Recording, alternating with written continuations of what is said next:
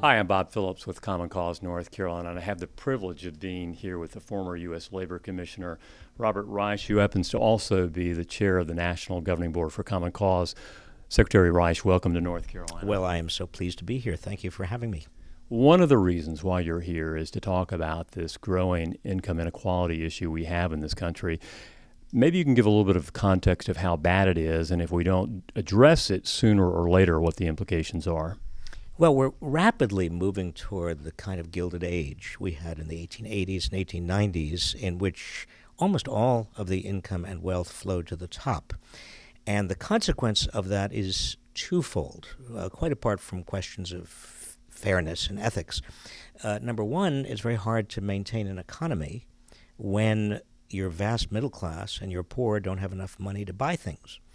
I mean, the rich can't keep the economy going. That's one reason why the U.S. economy, although we are in a recovery, it's been such a lackluster recovery.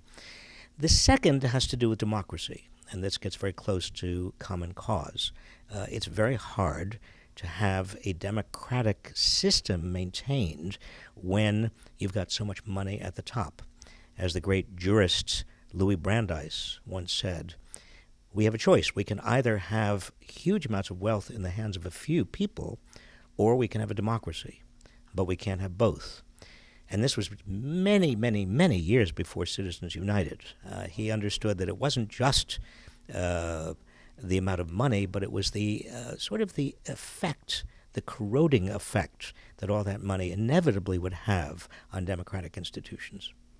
Well, now in your new book, Saving Capitalism for the Many and Not the Few, you discuss some of the ways we address this issue, and what you touched upon, and this is what I wanted to ask from a common cause perspective, how does strengthening democracy, some of the core values that we as an organization have, fit in to addressing this income inequality issue? It fits hand in glove. You can't really strengthen democracy if you have widening inequality. Because for the simple reason that you can't possibly withstand the power of all that money. And secondly, you can't have a society that is becoming more and more unequal and maintain the public's faith in democratic institutions. The public becomes cynical, and politics becomes uglier and more partisan. And we've seen all of that happen.